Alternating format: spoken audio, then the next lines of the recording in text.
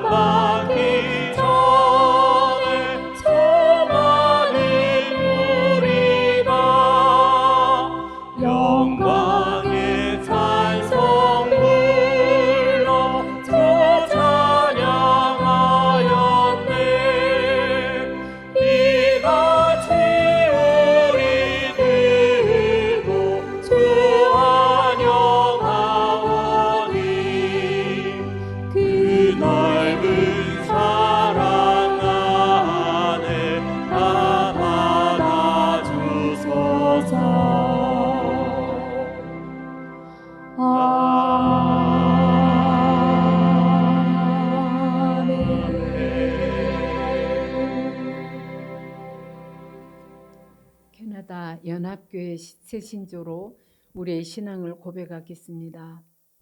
우리는 홀로가 아닙니다. 하나님의 세계에서 삽니다. 우리는 하나님을 믿습니다. 만물을 창조하셨고 지금도 창조하시며 화해시키고 새롭게 하기 위하여 말씀이 몸을 이룬 예수님 안에 오셨으며 우리와 남들 안에서 성령으로 역사하십니다. 우리는 하나님을 신뢰합니다. 우리는 교회를 세우라고 부름받았습니다. 하나님의 임재를 찬양하고 우주 만물을 존중하며 살고 남들을 사랑하며 섬기고 정의를 추구하며 악에 항거하고 십자가형을 당하시고 살아나셔서 우리의 심판자와 희망이 되신 예수님을 선포하라고 부름받았습니다. 삶에서 하나님이 우리와 함께 하십니다. 우리는 홀로가 아닙니다. 하나님께 감사드립니다. 아멘.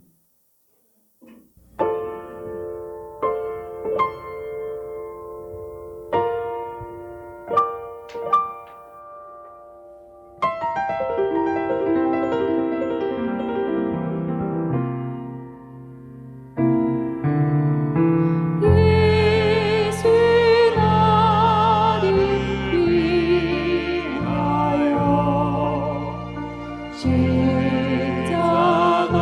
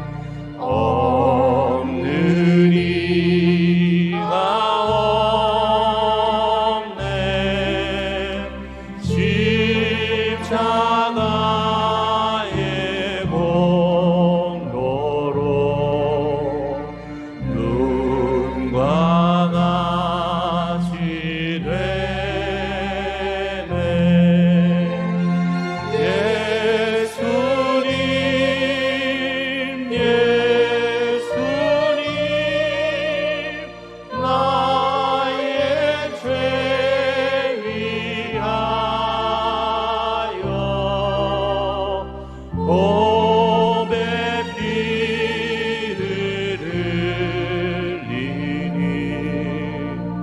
죄인 받으소서.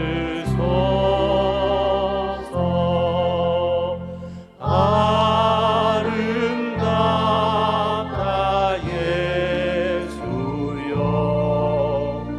나의 좋은 친구 예수 공로 아니면 영원 영벌 받네. 예수님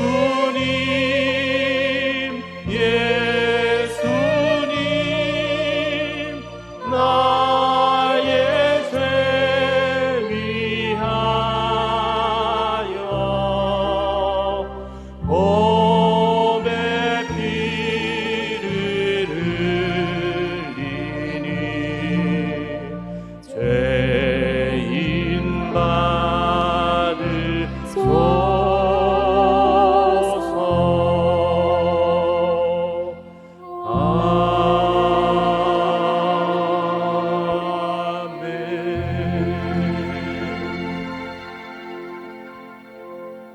받으소서. 오늘 설교 본문 말씀은 고린도전서 10장 12절로 13절까지 다 함께 자리에서 일어나셔서 큰 소리로 읽겠습니다.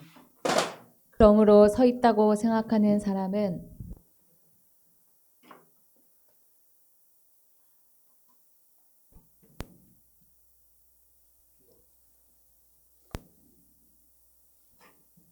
넘어지지 않도록 조심하십시오.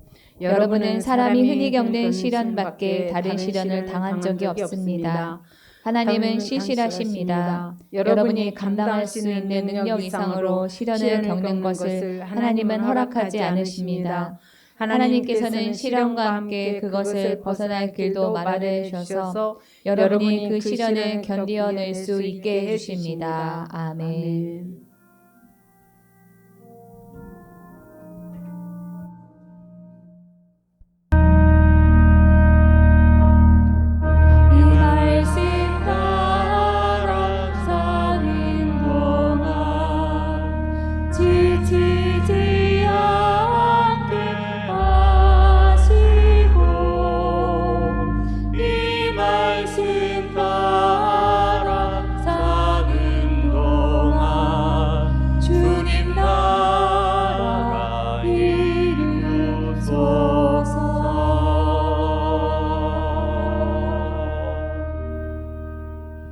앉으시기 바랍니다.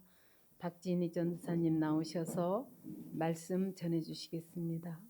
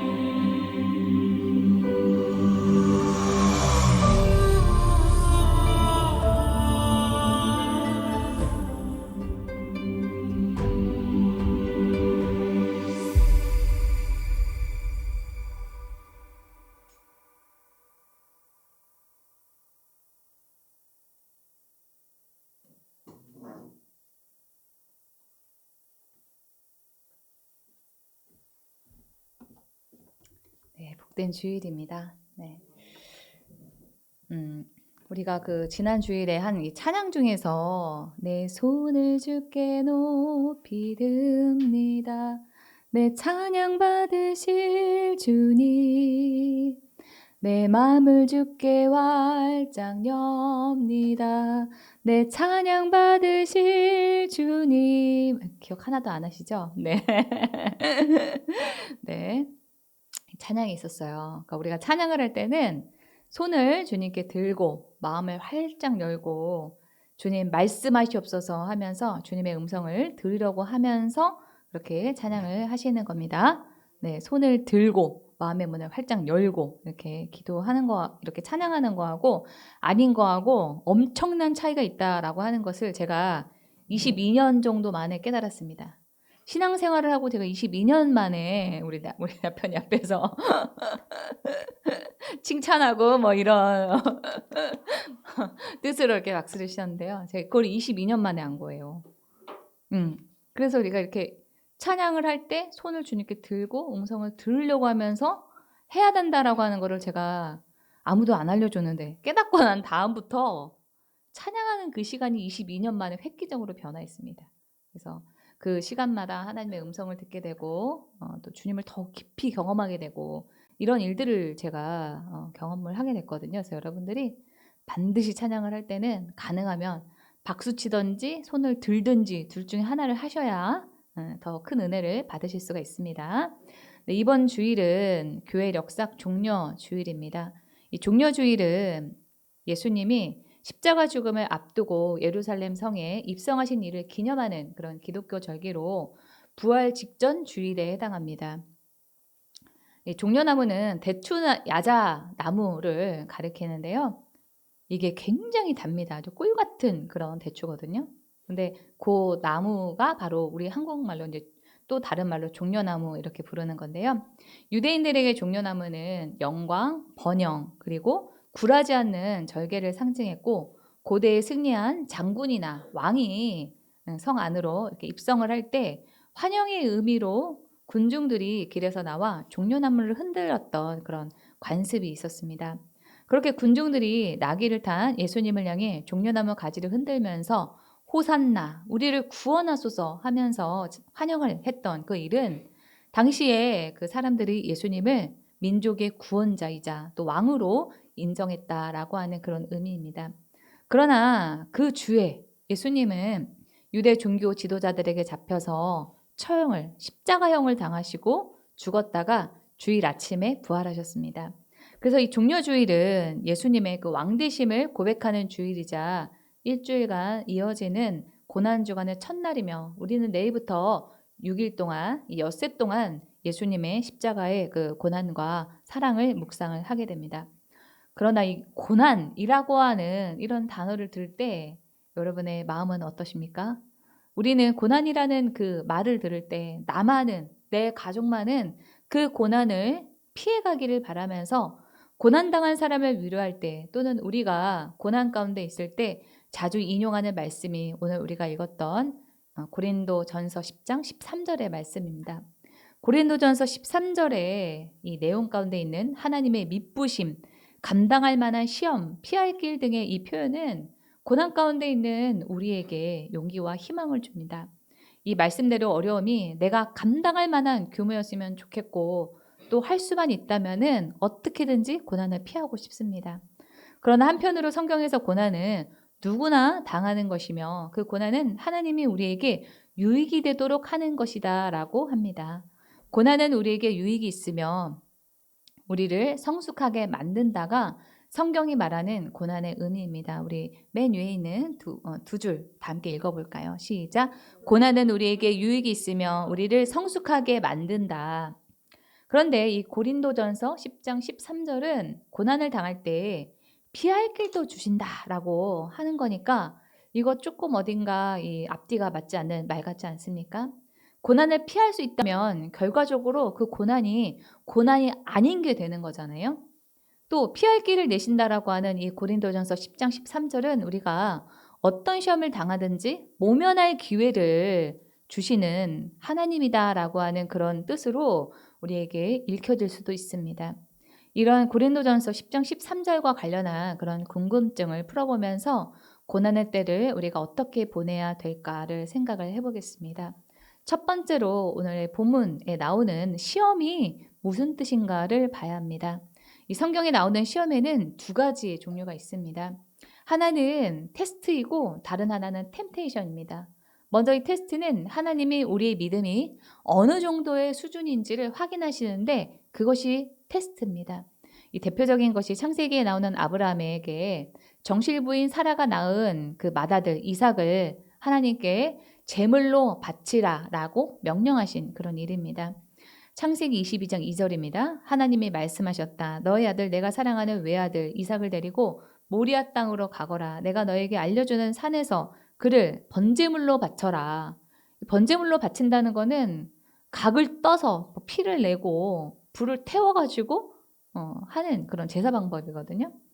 그런데 이 아브라함은 하나님의 명령이 떨어진 그날, 그 다음날 아침 일찍 일어나서 하나님의 말씀하신 대로 따르면서 그 테스트를 실행합니다. 그랬더니 하나님이 천사를 통해서 이렇게 말씀하십니다. 창세기 22장 12절입니다. 천사가 말하였다. 그 아이에게 손을 대지 말아라. 그 아이에게 아무 일도 하지 말아라. 내가 너의 아들, 너의 외아들까지도 나에게 아끼지 아니하니 내가 하나님 두려워하는 줄을 내가 이제 알았다. 하나님이 우리의 신앙의 정도가 어느 정도인가 시험하실 때 우리는 아브라함처럼 하나님의 말씀을 듣는 즉시 계산하지 않고 순종하면은 신앙의 테스트를 통과할 수 있습니다. 믿음의 증명을 요구하는 이 테스트를 아브라함은 그렇게 통과했습니다. 그 다음에 이 유혹의 예는 가룟 유다가 돈에 대한 탐욕으로 예수님을 배반한 그런 일입니다. 누가복음 22장 3절입니다. 12 가운데 하나인 가룟이라는 유다에게 그러니까 12명 중에서 예수님의 제자가 12명이었는데 그 중에서 가룟인이라고 불리는 유다라고 하는 사람이 있었어요. 그 사람에게 사단이 들어갔습니다. 4절에 유다는 떠나가서 대제사장들과 성전 경비대장들과 더불어 어떻게 예수를 그들에게 넘겨줄지를 의논하였다. 이 사탄은 물질에 약한, 돈에 약한 유다를 유혹했고 유다는 사탄의 유혹에 넘어가서 예수님을 배신하고 종교 지도자들에게 팔아 넘겼습니다. 이 정리하면 테스트는 하나님이 주시는 시험이고 템테이션은 사탄이 주는 유혹입니다. 이 당하는 입장에서는 하나님이 주시는 시험인지 사탄이 주는 유혹인지 분별하기가 어렵다라고 할 수 있는데 사실 그러한 분별은 우리의 삶의 현장에서는 의미가 없습니다. 하나님이 시험을 주시든 사탄이 주는 그런 유혹이든 우리가 그것을 잘 싸워서 이겨내야 된다라고 하는 점에서는 차이가 없기 때문입니다. 그러면 오늘 본문 고린도전서 10장 13절에 나오는 시험은 신앙의 정도가 어느 정도인가를 가르는 테스트냐 아니면 유혹을 뜻하는 템테이션이냐를 봐야 합니다. 오늘 본문의 시험으로 번역된 헬라어 페이라조는 시련하다, 시험하다, 유혹하다의 세 가지 완전히 좀 비슷한 것 같지만 또 다른 그러한 뜻을 가지고 있는데 이렇게 다양한 의미를 가지고 있는 단어를 우리가 접할 때는 본문의 앞뒤의 내용 또는 문맥이나 그 성경의 이야기의 흐름을 살펴봐야 합니다.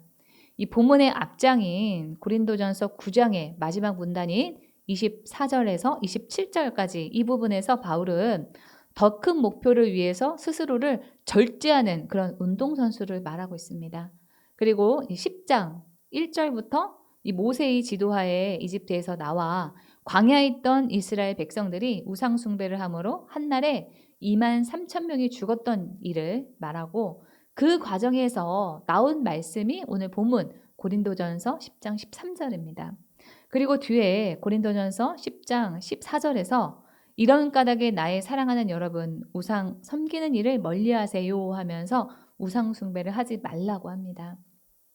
그러니까 오늘 본문이 10장 우리 13절에 이 시험은 신앙의 정도가 어느 정도인가를 가늠하는 그런 테스트가 아니고 유혹이라고 봐야 합니다. 이 개역개정에서 시험이라고 번역을 해놔서 우리가 이게 시험이냐 템테이션이냐 유혹이냐 이렇게 헷갈릴 수가 있는데 가장 최근에 번역된 2024년에 완역된 새한글 성경에서는 시험이 아니라 유혹이다라고 번역을 하고 있습니다. 제가 읽어보겠습니다. 사람이 보통 겪는 유혹 말고는 유혹이 여러분을 덮치지 않았습니다. 하나님은 신실하신 분이십니다. 하나님은 여러분이 힘에 벅차는 유혹을 받는 것을 허락하지 않으실 겁니다. 오히려 여러분이 유혹받을 때 빠져나갈 길을 내셔서 여러분이 견뎌낼 수 있게 해 주실 것입니다. 그러므로 우리 개역개정 본문에 나오는 피할 길은 고난을 피할 길이 아닙니다. 성경적으로 볼 때 고난은 우리가 하나님의 백성으로서 거룩한 삶을 살게 만드는 그런 도구이기 때문에 누구든지 정도만 다를 뿐이지 고난은 다 겪는 그런 일입니다. 그래서 고난이 왔을 때 누구나 겪는 고난이 나에게도 왔구나 하고 받아들여야 한다라고 제가 지난주에 말씀드렸습니다. 고난의 때에 왜 나만 이렇게 힘든 일을 겪는가 하면서 내가 당하는 고난이 가장 고통스러운 것 같지만 아닙니다. 누구나 사는 동안에 감내해야 할 고통이 있습니다. 그래서 고난을 피할 수 있는 길은 없습니다. 고난은 우리의 성장과 성숙에 꼭 필요한 것이기 때문에 하나님이 그 길을 모면할 수 있게, 피할 수 있게 해주신다라고 하는 것은 말이 되지 않습니다. 그러니 오늘 본문이 고린도전서 10장 13절에 나오는 피할 길이 우리가 감수해야 할 어려움으로부터 도망할 수 있는 길이 아닙니다. 그런 길은 없습니다. 우리가 집에서 방으로 들어가려면은 문턱을 넘어야만 합니다. 고난은 우리가 하나님의 백성으로서 거룩을 향해 가는 문턱과 같은 것이라 고난을 피할 길은 없습니다. 우리의 삶에 계속해서 시험, 고난 또는 어려움 이런 일들이 있을 것이다 라고 하는 점을 더 분명하게 짚어주는 말씀이 오늘 본문 13절에 바로 앞에 있는 12절입니다. 그러므로 서 있다고 생각하는 사람은 넘어지지 않도록 조심하십시오. 겨우 시험 또는 어려움 이런 것들을 한두 개 정도 견뎌내고 나는 이제 괜찮을 거야. 나는 이거를 이겨냈으니 어떤 시험이 와도 어떤 어려움이 와도 다 이겨낼 수 있어. 이렇게 착각하지 말라는 겁니다. 우리의 인생에는 우리의 성장 수준에 맞는 고난이 계속 있습니다. 그렇게 우리는 힘들고 어려운 일을 당할 때 하나님의 저주나 심판은 아닐까 이렇게 생각을 할 때가 있습니다. 그러나 성경은 고난이 하나님이 주신 은혜다라고 말하고 있습니다. 우리 빌립보서 1장 29절의 말씀을 새한글 성경으로 다 함께 읽어보겠습니다. 시작. 여러분에게 하나님이 은혜를 주셔서 그리스도를 위한 일을 하게 하셨습니다. 곧 그리스도를 믿을 뿐만 아니라 그리스도를 위하여 고난도 받게 하셨습니다. 하나님이 우리에게 은혜를 주셨는데 주님을 위해서 일을 하게 하시고 또 믿음을 주셨을 뿐만 아니라 고난도 주셨다라고 하는 겁니다. 우리가 하나님을 믿어드리는 게 아니라 하나님을 위해서 일을 해드리는 게 아니라 하나님이 우리에게 일할 수 있게 해주셨고 믿음을 주셔서 믿게 되는 은혜를 누리게 되는 건데 믿음과 마찬가지로 고난도 하나님이 주신 은혜로 주신 그 은혜 선물이다라고 하는 겁니다. 우리가 그 하나님의 사랑과 선택을 받아 하나님의 자녀로 부르심을 입었다라고는 확신이 있다면 어려움이 있다라고 할지라도 그 모든 것이 우리에게 가장 좋은 것을 주기 위한 하나님 아버지의 그 은혜의 선물이라고 생각하고 잘 견뎌야 합니다. 제가 요즘에 저희 가정에 있었던 그런 여러 가지 문제들로 인해서 굉장히 심란하고 좀 힘들었어요. 근데 제가 어제 이렇게 설교를 쭉 준비를 하면서 그래, 고난도 하나님이 나에게 주신 은혜의 한 과정이지. 그런 마음이 들어서 제가 마음이 한결 편안해졌습니다. 다행인 것은 우리가 어떤 고난에 직면했을 때 그것이 시험이냐 유혹이냐 간에 상관없이 하나님은 우리에게 감당할 만한 일만 허락하신다라고 하는 점입니다. 우리는 어려움에 맞닥뜨리면 이거는 내가 감당하기 힘들어. 감당 못할 것 같아. 못 이길 것 같아. 하지만 하나님은 우리에게 지워주시는 그 어려움의 무게를 책정하실 때 우리가 감당할 만한 그 무게만큼만 허락을 하십니다. 그래서 우리는 어려울 때 우리 자신에게 이렇게 말해야 합니다. 우리 빨간색 그 박스에 있는 우리 글을 다 함께 소리내서 읽어보겠습니다. 시작. 언젠가 겪을 일이야. 지금의 어려움은 내가 견뎌낼 수 없는 일이 아니라 견뎌낼 만한 거야. 하나님은 이 일을 통해 더 나은 방향으로 나를 인도하실 거야. 네. 하나님은 우리가 감당할 만한 그런 어려움만 주신다라고 하는 점에서 제가 고난에 대해서 첫 번째 시간에 지지난주에 말씀을 드릴 때 내가 감당하는 고난의 무게가 다른 사람의 것보다 더 무겁다. 고난의 깊이가 더 깊다 할 때 나만 팔자가 더럽다고 자책할 필요가 없다라고 말씀을 드렸던 겁니다. 지금 당하는 고난이 다른 이들의 고난보다 더 크게 보이는 그 사람은 그 사람이 가지고 있는 그 깊이와 무게와 그러한 그릇들이 더 큰 사람의 소유자라고 하는 것이기 때문에 오히려 그렇게 그릇이 크다라고 하는 점을 자랑해야 하는 것입니다. 또 다행인 거는 하나님이 우리에게 빠져나갈 수 있는 방법도 주신다라고 하는 겁니다. 그러면 그 빠져나갈 수 있는 방법은 뭐냐? 하나님이 원하시는 일을 찾아서 순종하는 것이 빠져나갈 수 있는 방법입니다. 지금의 고난은 하나님이 나의 유익을 위해서 주신 것이라고 하는 그 확신을 가지고 하나님의 뜻을 찾아서 순종하는 것이 오늘 본문 고린도전서 10장 13절에 나오는 피할 길의 방법입니다. 이스라엘 백성들이 출애굽해서 가나안에 가까이 이르렀을 때 12명의 정탐꾼을 가나안 땅으로 보냅니다. 그 중에서 10명의 정탐꾼이 이렇게 말합니다. 민수기 13장 31절입니다. 우리는 도저히 그 백성에게로 쳐올라가지 못합니다. 그 백성은 우리보다 강합니다. 이 부정적인 보고를 듣고 여기에 동요해서 다시 이집트로 돌아가자라고 했던 그 이스라엘 백성들은 가나안에 들어가지 못하고 40년 동안 광야만 떠돌다가 죽었습니다.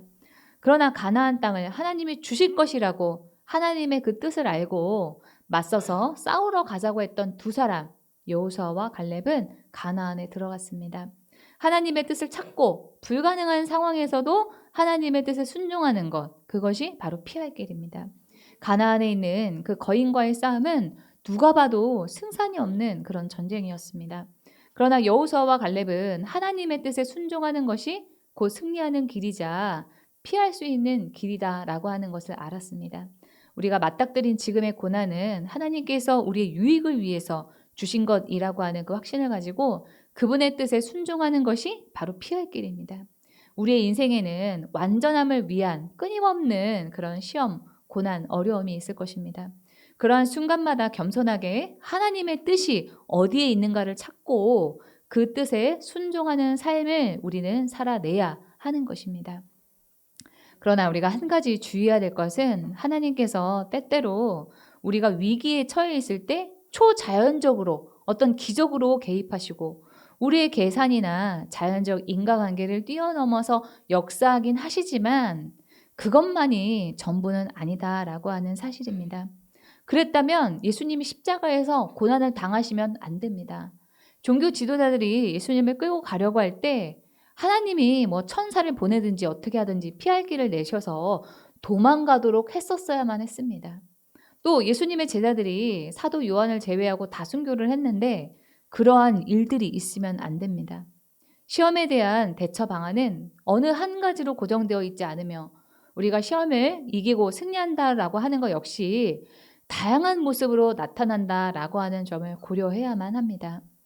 야곱은 고향으로 돌아가면서 자기를 죽이러 왔던 그 형 에서를 만나기 전에 야복강에서 살려달라고 하나님과 기도하면서 씨름했습니다. 그러면서 하나님이 보낸 사람에게 자기에게 꼭 복을 줘야 한다라고 때를 썼습니다. 그렇게 에서와 극적으로 화해를 하고 목숨을 건지게 됐는데 그 뒤로 야곱에게 고난이 없었냐? 고난이 끝이었냐? 그렇지 않습니다. 딸 디나가 강간을 당하고 또 그래서 지역 사람들에게 아들들이 보복을 해서 야곱의 온 가족의 목숨이 위태롭게 되고 또 사랑하는 아내 라헬이 길 가다 애를 낳다가 죽는 그런 일을 당하고 또 사랑했던 그 아들 요셉이 실종되는 등의 많은 고난이 있었습니다.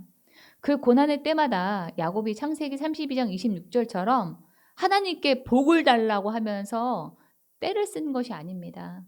야복강에서의 그 사건이 지나가고 시간이 흘러 더 성숙한 뒤에 야곱은 자신의 그 통제 상황을 벗어난 고난의 때에 더 변모된 그러한 모습을 보이게 됩니다. 가뭄으로 먹을 것이 없게 되자 야곱의 아들들이 야곱이 가장 아끼는 자식 막내 아들 베냐민을 이집트로 데리고 가야 된다라고 합니다. 이집트의 총리가 다음에 올 때는 막내 아들 베냐민을 꼭 데리고 와야 한다라고 했기 때문입니다. 이때 야곱은 베냐민이 무슨 일을 당하면 나는 죽는다라고 고집을 부립니다. 창세기 42장 38절입니다. 야곱이 말하였다. 막내를 너희와 함께 그리로 보낼 수는 없다. 그 아이의 형은 죽고 그 아이만 홀로 남았는데 그 아이가 너희와 같이 갔다가 무슨 변을 당하기라도 하면 어찌하겠느냐. 너희는 백발이 성성한 이 늙은 아버지가 슬퍼하며 죽어서 수월로 내려가는 꼴을 보겠다는 거냐. 야곱은 자기가 가장 사랑했던 아들 요셉이 이어 베냐민까지도 잃을지 모른다라고 하는 두려움에 사로잡혀 있었습니다. 르우벤이 자신의 두 아들의 목숨을 걸고 베냐민을 데려가고자 아버지를 설득했지만 통하지 않았고, 야곱은 요셉을 잃었던 그 과거의 슬픔과 고통에 눌려서 하나님의 섭리와 계획을 생각하지 못했습니다. 이러한 야곱의 반응은 하나님을 온전히 신뢰하지 못하는 모습입니다. 하나님이 베냐민을 보호하시리라고 하는 그 사실을 믿지 못하여 이집트에 못 보내겠다라고 하는 겁니다. 이게 바로 불신앙입니다. 내 삶에서 하나님이 일하지 않으실 거야 하면서 하나님의 선하심을 의심하니까 죽을 생각을 하는 겁니다. 그러나 우리가 그때 기억해야 할 것이 바로 오늘 본문 고린도전서 10장 13절에 나오는 하나님이 미쁘시다라고 하는 그 사실입니다. 이 미쁘다라고 하는 것은 믿음성이 있다, 믿을만하다라고 하는 그런 뜻입니다. 하나님은 불확실한 상황에서도 우리가 믿고 우리의 인생을 맡겨도 되는 그런 분입니다. 내 뜻, 내 생각과 하나님이 이끌어 가시는 어떤 현실이나 상황이 다를 때 하나님의 선하심을 신뢰하는 사람은 염려되는 그 상황 가운데서도 거기에 압도되지 않고 하나님에 대한 전적인 신뢰라고 하는 믿음의 선택을 할 것입니다. 그렇게 야곱이 바뀌어 갑니다. 가뭄이 더 심해지자 야곱은 아들들에게 이렇게 말합니다. 창세기 43장 13, 14절입니다. 너희 아우를 데리고 어서 그 사람에게로 가거라. 너희들이 그 사람 앞에 설 때 전능하신 하나님이 그 사람을 감동시키셔서 너희에게 자비를 베풀게 해주시기를 빌 뿐이다. 내가 거기에 남아있는 아이와 시몬이 먼저 좀 잡혀 있었거든요. 베냐민도 너희와 함께 돌려보내준다면 다 바랄 것이 없겠다. 자식들을 잃게 되면 잃는 것이지 난들 어떻게 하겠느냐. 야곱의 이러한 태도는 체념이나 포기가 아니라 하나님을 신뢰함으로 하나님께 맡김입니다. 어느 정도 성숙한 뒤에 이 야곱은 불확실한 상황에서도 자기의 가장 소중한 자식을 내놓고 하나님께 맡길 줄도 알게 됩니다. 야곱에게 막내 아들 베냐민을 이집트로 보내는 일은 시련이었습니다. 그러나 하나님께 맡기고 베냐민을 보냈을 때 그 일을 계기로 베냐민과 온 가족도 가뭄에서 살릴 수 있었을 뿐만 아니라 죽은 줄 알았던 그 아들 요셉까지도 다시 만나게 되었습니다. 우리는 바로 앞에 있는 그 일도 알지 못합니다. 그러나 분명한 것은 하나님이 고난을 겪게 함으로 우리를 훈련하시지만 그러면서도 예상하지 않은 그런 방식과 분에 넘치는 은혜로 우리의 인생을 이끄시고 다스려 나가신다라고 하는 그런 점입니다. 우리 다 함께 우리 화면에 있는 글을 큰 소리로 읽어볼까요? 시작. 하나님이 고난을 겪게 함으로 우리를 훈련하시지만 그러면서도 예상치 않은 방식과 분에 넘치는 은혜로 우리의 인생을 이끄시고 다스려 나가신다.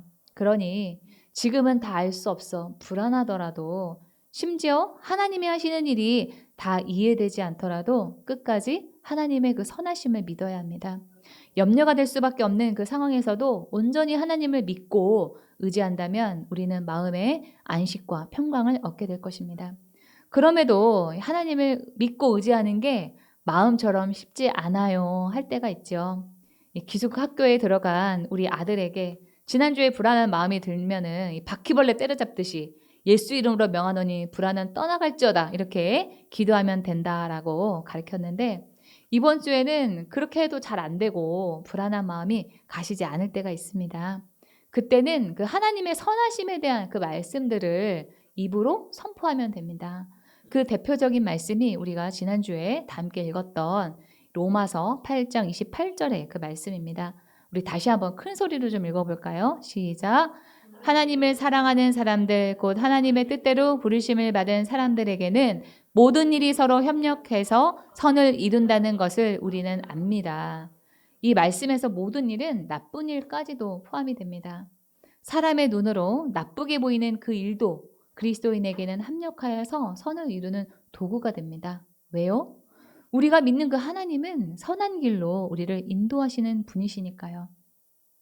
그래서 고난의 때에 하나님은 모든 일이 합력하여 선을 이루는 분이니까 내가 지금은 하나님이 하시는 일을 다 이해할 수 없어도 하나님이 보실 때 분명히 지금 내가 처한 어려움이 나에게 유익이 되는 일일 거야 라고 감사하며 하나님이 하신 일을 기대하는 것이 그리스도인의 올바른 고난에 대한 태도입니다. 우리는 살면서 한치 앞을 알 수 없고 혼을 쏙 빼놓는 그런 일들을 경험하게 됩니다. 도대체 이런 힘든 일들이 왜 나에게 일어나는 것인지 도무지 하나님의 뜻을 가늠조차 할 수 없는 그런 고난을 만날 때가 있습니다. 그럴 때 우리는 하나님의 미쁘심, 하나님이 믿을 만한 분이심을 떠올려야 합니다. 그리고 우리에게 벌어진 그 일을 잘 살피면서 하나님이 우리에게 원하시고 요구하시는 것이 무엇인지 그 뜻을 헤아려야 됩니다. 그럴 때 하나님이 우리에게 당신의 뜻을 분명히 보여주실 것입니다. 우리 하나님의 음성을 들으면서 오늘 말씀을 마치겠습니다.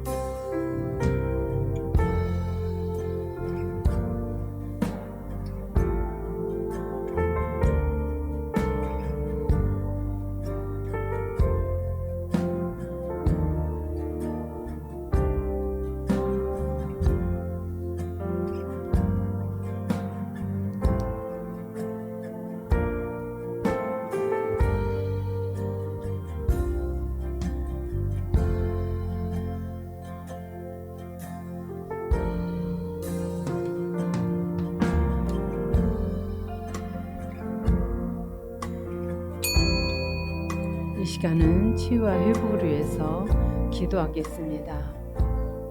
특별히 고난주간을 맞이하여 우리의 마음이 새로워지는 시간이 되도록 기도하겠습니다. 주여 삼창 부르고 통성으로 기도하겠습니다. 주여 주여 주여 주님, 저희들에게 고난주간이 주님을 생각하는 귀한 한 주간이 되기를 원합니다. 주님을 더욱 바라보며 주님의 당하신 고난을 기억하며 저희들이 이 고난을 통해서 이겨낼 수 있는 새 힘을 부어 주시옵소서. 환난 날에 나를 부르라. 내가 너를 건지리니 내가 나를 영화롭게 하리라 말씀하셨나이다.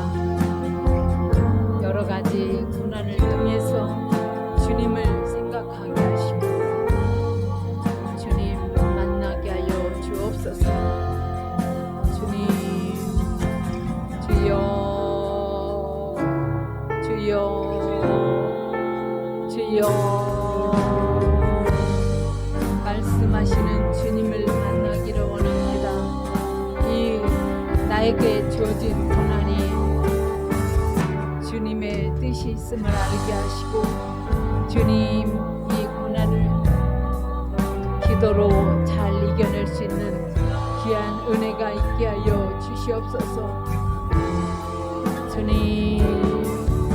주님 만나기를 원합니다. 주님 이 고난을 통하여서 주님의 뜻을 알기를 원하오니 은혜를 베풀어 주시옵소서. 환난 날에 나를 부르라 말씀하셨사오니 주님 만나 주시옵소서.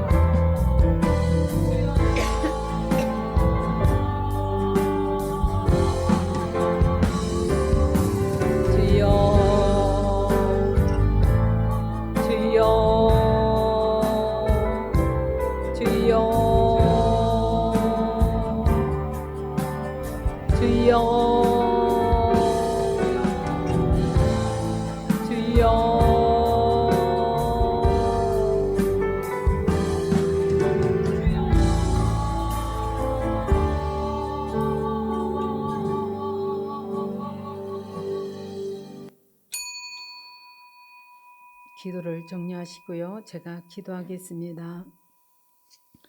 내가 그리스도와 함께 십자가에 못 박혔나니 그런즉 이제 내가 사는 것이 아니요 오직 내 안에 그리스도께서 사신 것이라. 이제 내 육체 가운데 사는 것은 나를 사랑하사 나를 위하여 자기 자신을 버리신 하나님의 아들을 믿는 믿음 안에서 사는 것이라. 하나님, 우리를 위해 친히 고난당하신 예수 그리스도를 생각합니다. 예수님께서 나를 위해 십자가에 달리셨다는 사실이 그저 메마르고 추상적인 문장으로 끝나는 것이 아니라 주님만 바라보게 하여 주옵소서. 예수님이 흘리신 보혈로 말미암아 피와 같이 붉은 나의 죄가 깨끗이 씻음을 받았고 눈과 같이 희어졌음을 온전히 믿게 하여 주시옵소서. 예수님께서는 아무 자격 없는 우리를 찾아 먼 길을 오셨습니다. 우리가 죽어야 할 자리에 대신 서셨고 심판의 자리를 대신 져 주셨습니다. 하나님, 이 조건 없는 십자가의 사랑을 받은 우리들이 이제는 그 은혜에 보답하는 삶을 살기 원합니다.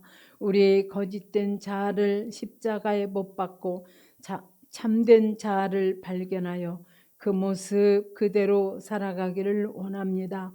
십자가를 부끄러워하는 삶이 아니라 맡겨주신 십자가를 기쁨으로 충성스럽게 지고 나가는 우리가 되기를 원합니다. 우리가 내일부터 맞이하는 고난주간이 우리 안에 죽어지고 깨어졌던 마음이 새롭게 살아나는 생명의 시간이 되게 하여 주시옵소서. 우리의 마음과 생각이 입술로 모든 말과 걸음의 행함이 주님께로 나아가게 하여 주시옵소서. 주님 안에 거하는 은혜를 허락하여 주시옵소서. 무엇보다 주님을 더 사랑하길 원합니다. 목적을 이루기 위한 수단으로서 사랑이 아니라 우리 자신의 경건을 포장하기 위한 위선으로서의 사랑이 아니라 주님이 보여주신 온전한 사랑을 배우고 실천하게 하여 주시옵소서. 우리로 하여금 주님처럼 끝까지 이웃들을 사랑하게 하여 주시옵소서. 원수도 사랑하게 하시며 죄지은 자를 7번씩 70번이라도 용서할 수 있는 믿음을 주시옵소서. 주님께서 걸으신 십자가의 길은 주님의 사랑이고 용서이며 영광임을 기억합니다. 우리는 연약하여 자주 넘어지고 쓰러지지만 우리가 끝까지 십자가의 길을 따라 갈 수 있도록 힘을 더하여 주시옵소서. 죄의 승리를 얻기까지 주의 십자가를 사랑하기 원합니다. 빛난 면류관 받기까지 험한 십자가를 붙들게 하옵소서. 그리하여 마침내 이 길 끝까지 부활의 영광에 참여하게 하옵소서.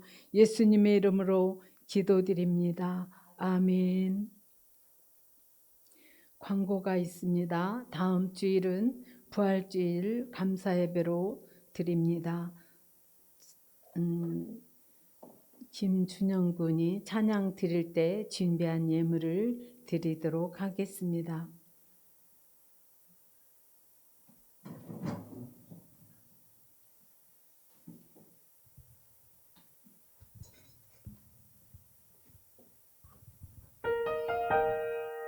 지금부터 내가 해주는 얘기 들어주겠니?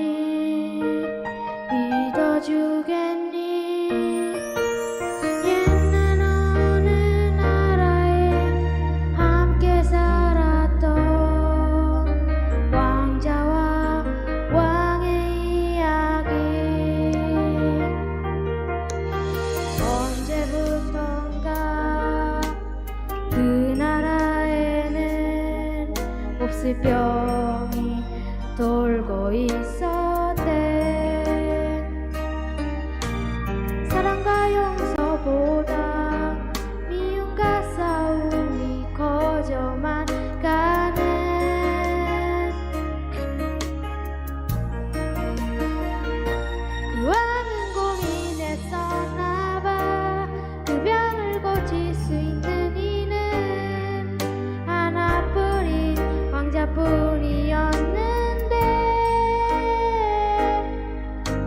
그걸 모르는 어리석은 백성이 왕자님을 해치게 될 것을 알았던 거야. 그때 왕자님이 말했대.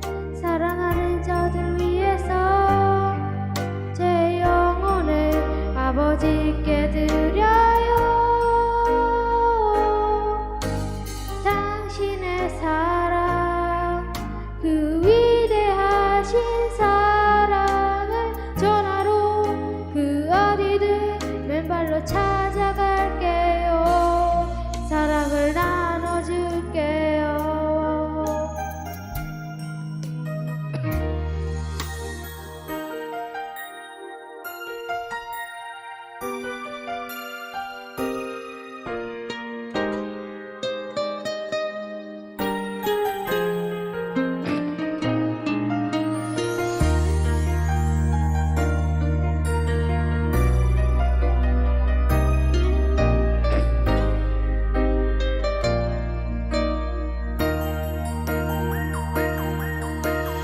추운 곳에서 어두운 곳에서 매일 사랑을 가르쳤대.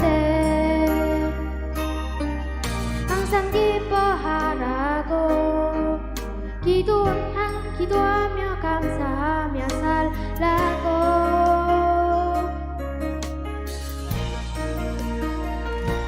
열어가는 날이었지. 어리석은 백성들이 그만 왕자님을 해치고야만 거야. 하늘도 울고 세상도 울었지만 왕자님을 기도했대. 저들을 용서하라고. 그제서야 모두 알았지. 우리를 위해 이곳에 오신 걸, 우리 위해 눈물 흘리셨단 걸. 그분의 사랑, 그 위대하신 사랑을 배우고 다시 오실 그날을 기다렸는데 또 시간은 점점 흐르고 그 기억은 멀어져 가면서 우리들은 다시 잊어가나 봐. 그분의 사랑, 그 위대하신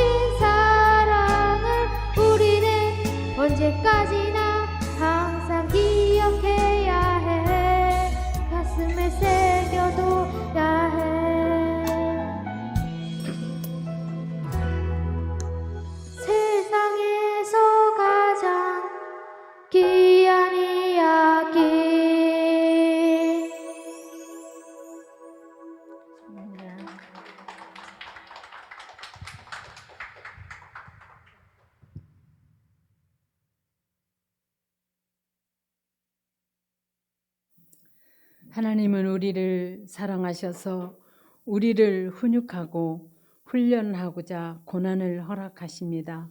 그러한 고난의 때에 불평하거나 누군가를 원망하며 분노하기보다 하나님의 뜻을 헤아리며 순종한 예를 찾는 우리들이 되게 하여 주시옵소서. 내 뜻대로 되지 않고 환경이나 상황이 우리의 통제를 벗어날 때 하나님께서 우리를 가장 좋은 길로 인도하시며 우리에게 더 나은 미래를 약속하고 계심을 믿고 야곱이 베냐민을 이집트로 보냈던 일과 같이 전능하신 하나님의 손에 모든 것을 맡겨드리는 우리들이 되기를 원합니다. 부족한 우리들을 위하여 주님이 때마다 우리의 필요를 채우시고 쓸 것을 공급해 주셨는데 우리는 주님의 사랑을 잃어버릴 때가 너무나 많습니다. 우리의 잘못을 용서해 주시고 감사로 자원하는 마음과 기쁨으로 드리는 우리의 예물을 받아 주시옵소서. 무엇보다 세상에서 살아가는 우리의 삶 자체가 하나님이 기뻐 받으실 만한 산제사가 될 수 있도록 역사하여 주시옵소서. 이 예물이 하나님의 뜻대로 쓰여지기를 원하며 모든 영광을 주님께서 홀로 받아 주시옵소서. 우리의 소망 되시는 예수님의 이름으로 기도드립니다. 아멘.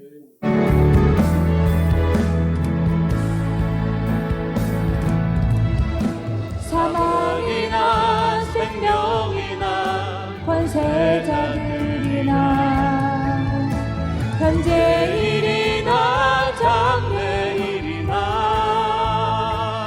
높음이나 깊음이나 그 어느 것도 그리스도 예수 하나님의 사랑에서 끊을 수 없도다.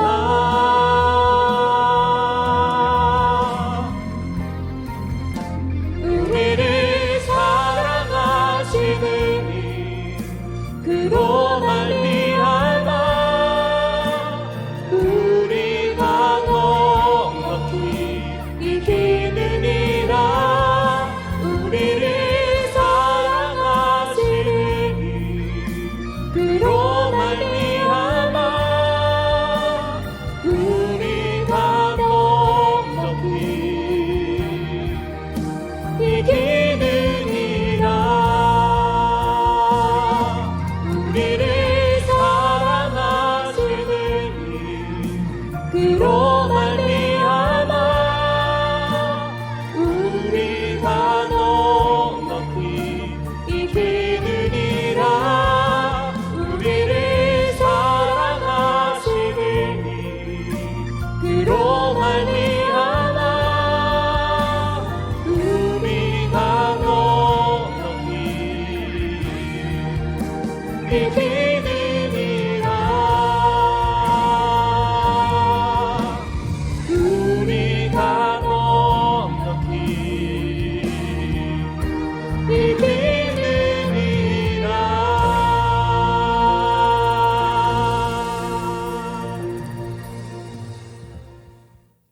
소망의 하나님이 모든 기쁨과 평강을 믿음 안에서 너희에게 충만하게 하사 성령의 능력으로 소망이 넘치게 하시기를 원하노라. 우리 주 예수 그리스도의 은혜와 하나님 아버지의 지극하신 은혜와 성령의 내주 역사하심이 이제로부터 영원토록 기대집 교회와 성도들 위에 함께할지어다. 아멘.